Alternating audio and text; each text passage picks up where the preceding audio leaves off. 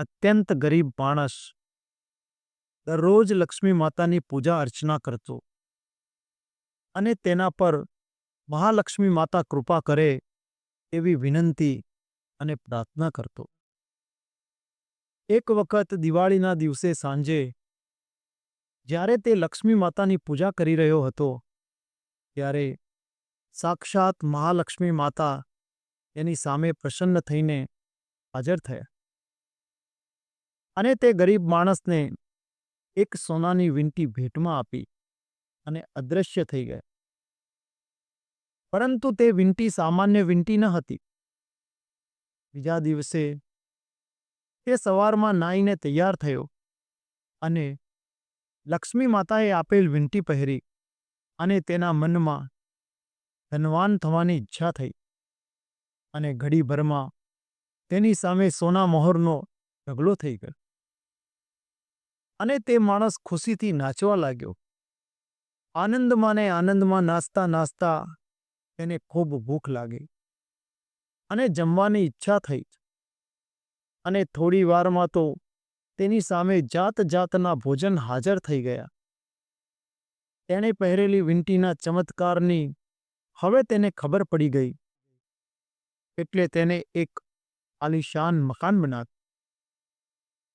ત્યારબાદ તેના ઘરમાં નોકર ચાકર અને તમામ સુખ સુવિધાની સગવડતા હતી.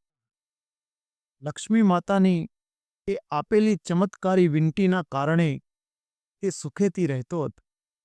હવે તેને કોઈ પણ પ્રકારનું દુઃખ કે તકલીફ ન હતી અને ગામ આખામાં લોકો તેને ખૂબ જ માન સન્માન આપવા લાગ્યા. એક દિવસ ગામમાં જોરદાર વરસાદ સાથે તોફાન આવ્યું અને ગામના ઘણા ગરીબ લોકોના ઝૂંપડા એ તોફાનમાં હવામાં ઉડી ગયા. લોકો પોતાનો જીવ બચાવવા આમ તેમ ભાગવા લાગ્યા. એવામાં એક વૃદ્ધ સ્ત્રી તેના મકાનમાં ઘૂસી ગઈ. ત્યારે તે વ્યક્તિએ અતિ અહંકારમાં રાડો નાખીને કહ્યું, "એ ડોશી, કોને પૂછીને ઘરમાં ઘૂસી ગઈ?" ત્યારે તે વૃદ્ધ સ્ત્રીએ કહ્યું કે મારું ઝૂંપડું તો તોફાનમાં હવા સાથે ઉડી ગયું છે અને આ તોફાન શાંત થાય ત્યાં સુધી મને અહીંયા આશરો આપશે. આટલા વરસાદમાં હું આ ઉંમરે વરસાદ અને વાવાઝોડામાં હું ક્યાં જઈશ? થોડા સમય પૂરતી વાત છે અને પછી હું જાતે ચાલી જઈશ. પરંતુ તે અભિમાની માણસે તે વૃદ્ધ સ્ત્રીને ગુસ્સે થઈને ઠપકો આપતા પોતાના ઘરમાંથી બહાર હાંકી કાઢ્યા.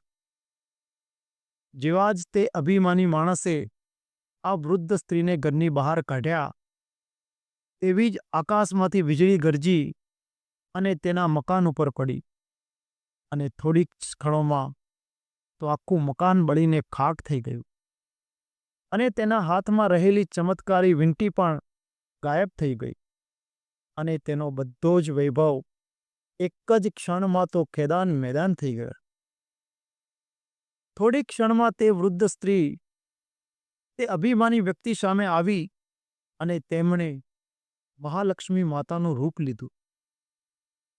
તેમના વૈભવી રૂપને જોઈને તે લક્ષ્મી માતાની સામે ખૂબ કરગરવા લાગ્યો, પરંતુ લક્ષ્મી માતા તેની સામે નજર કરતા મંદ મંદ હાસ્ય કરતા હતા.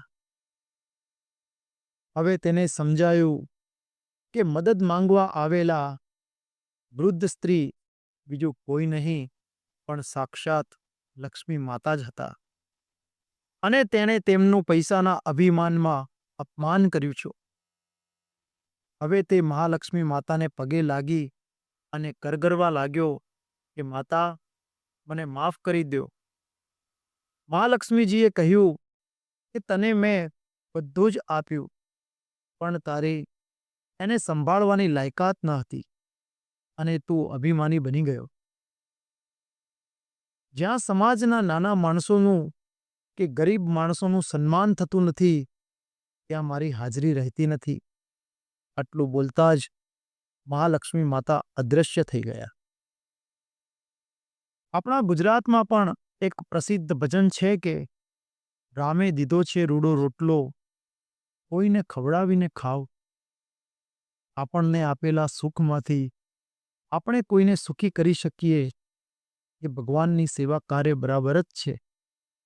નમસ્કાર મિત્રો, જો આ સ્ટોરી તમને પસંદ પડી હોય તો દરેક મિત્રો સાથે શેર કરજો, તેમજ વિડીયોને લાઈક કરી કમેન્ટમાં આપના વિચારો રજૂ કરવાનું ચૂકતા નહીં. જય શ્રી કૃષ્ણ.